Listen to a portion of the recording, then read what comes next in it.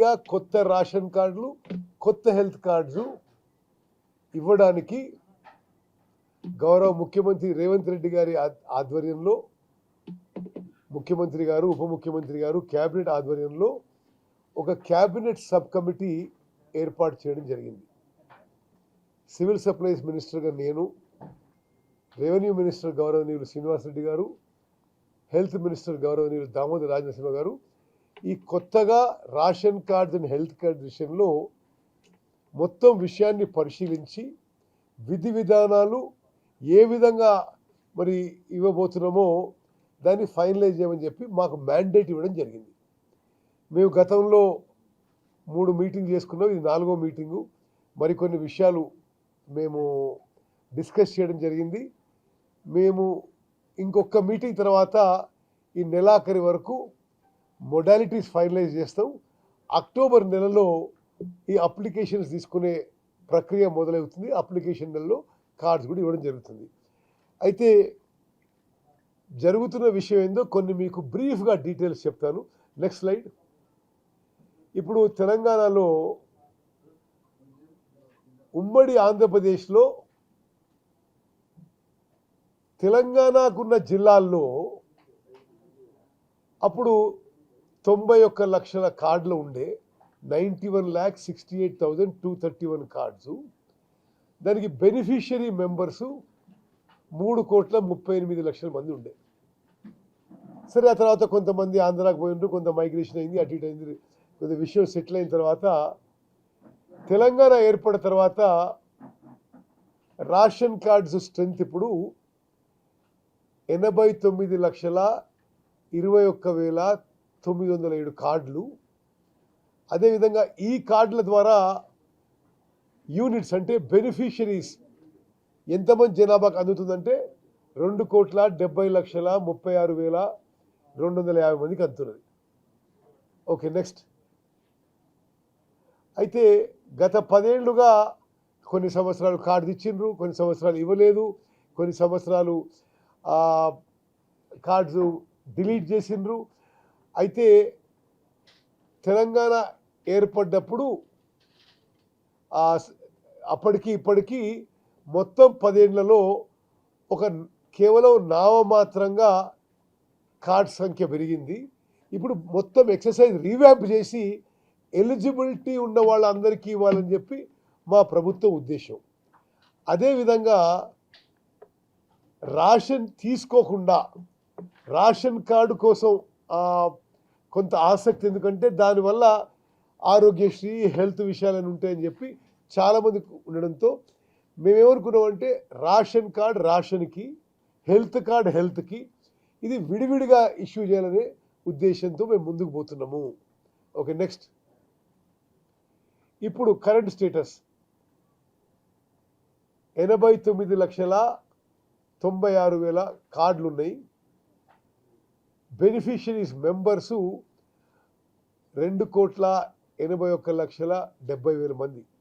దీంట్లో సెంట్రల్ గవర్నమెంట్కి నుంచి 54,45,000 మందికి, అంటే 1,91,00,000 మందికి సెంట్రల్ ఫుడ్ సెక్యూరిటీ యాక్ట్ కింద ఉన్నది. స్టేట్ కింద 95,51 lakh కార్డ్స్ 90 లక్షల మందికి.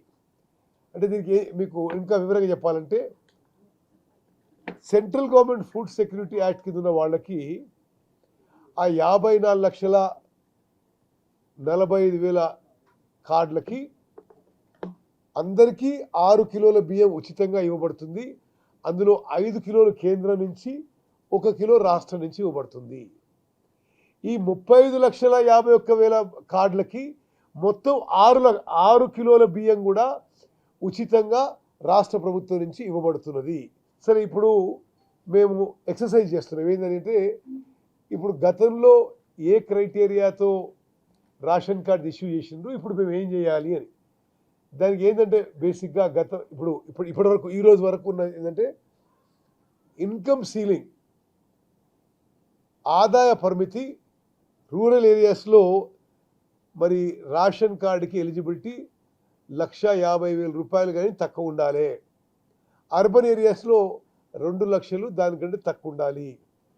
అదేవిధంగా మరి ల్యాండ్, మరి భూమి యజమానులకి మరి వెట్ ల్యాండ్ అయితే 3.5 acres and below, dry land అయితే 7.5 acres అండ్ బిలో.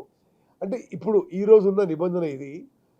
దీన్ని ఏ విధంగా మరి ఇదే కొనసాగించాలన్నా, మరి దీన్ని పెంచాలన్నా తగ్గియాలన్నా అనే విషయాన్ని మేము ఇంకా పరిశీలిస్తున్నాం. వచ్చే మీటింగ్లో ఫైనలైజ్ చేస్తాం. నెక్స్ట్,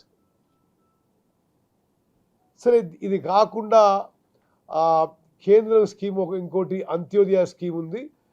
దాని కింద 5,66,000 కార్డులు ఉన్నాయి.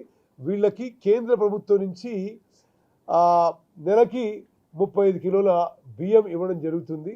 ఇది ల్యాండ్లెస్ అగ్రికల్చర్ లేబర్ కానీ, మార్జినల్ ఫార్మర్స్ కానీ, రూరల్ ఆర్టిజాన్స్ కానీ, విడోస్, సరే ఈ కొన్ని criteria, HIV positive, leprosy patients, ఇటువంటి వాళ్ళకి కేంద్రం నుంచి ఇది అంత్యోదయ ఒక స్పెషల్ స్కీమ్. నెక్స్ట్, ఇది ఇంకో స్పెషల్ స్కీమ్ సెంట్రల్ నుంచే.